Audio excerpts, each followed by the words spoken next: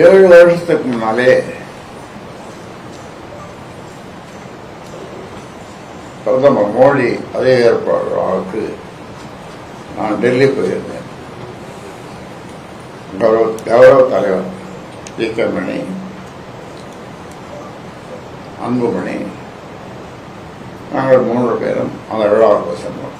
அதன் பிறகு அங்கிருந்து அவர் தங்கிய அவர் வீட்டிலிருந்து கிளம்பி வரும்பொழுது, அதாவது 6-7 வருஷம் இருக்கும், அவர் சொன்ன வார்த்தை, அப்பா நான் இந்த கட்சியை பார்த்துக்கிறேன், அப்பா நான் இந்த கட்சியை பார்த்துக்கிறேன். எனக்கு ஒன்றும் புரியல. விமானத்தில் ஏறினோம். அவர் இருக்கையில் பின்னாலே அவர் உட்கார்ந்தார். அவர் என்ன நினைத்தாரோ தெரியாது. நான் ஏதும் பேசவில்லை. நான் தப்பா சொல்லியிருந்தா என்னை மன்னிச்சுடுங்க அப்படின்னார். எதையும் தவறாக சொல்லியிருந்தால் என்னை மன்னித்துவிடும்.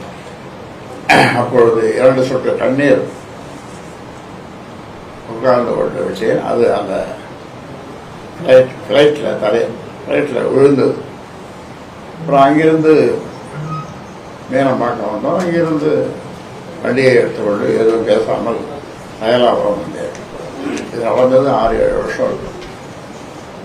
இப்போ இல்லை, அப்போ பதவி ஏற்படாது நம்முடைய பிரதமருக்கு. அப்போ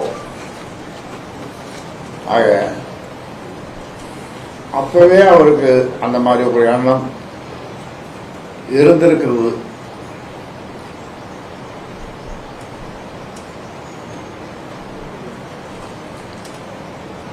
அதன் பிறகு அவர் எப்படி தலைவரானார்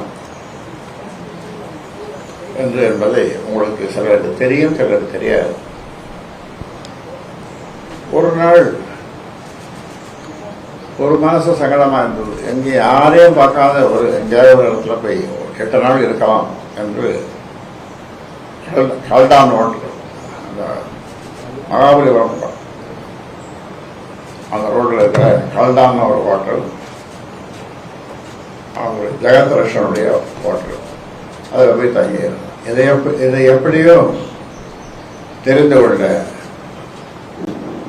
சௌமியா அங்கே வந்தது. மாமா என்றது, ஏமா என்று.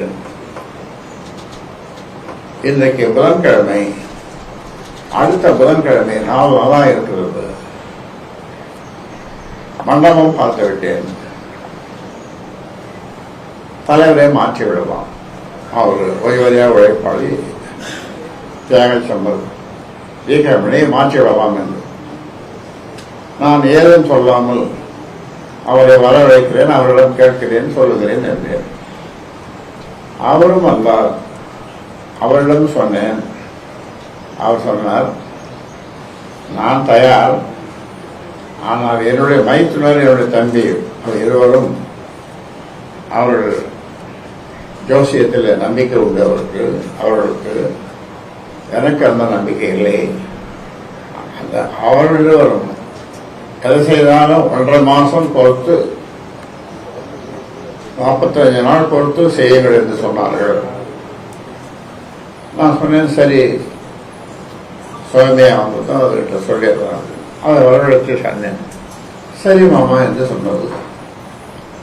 அந்த 1.5 மாதத்துக்கு பிறகு அந்த நாளும் வந்தது. முடிசூட்டு விழா நடந்தது. அப்பொழுது ஆரத்தழுவி அவரை தேர்ந்தெடுத்தோம். ஆரத்தழுவி ஆனந்த கண்ணீர் வடித்தேன். குடும்பத்தை சேர்ந்த பெண்கள் அரசியலில் அரசியலில் ஈடுபடக்கூடாது என்று சொன்னேன். இப்பொழுது நடப்பதெல்லாம் உங்களுக்கு தெரியும்.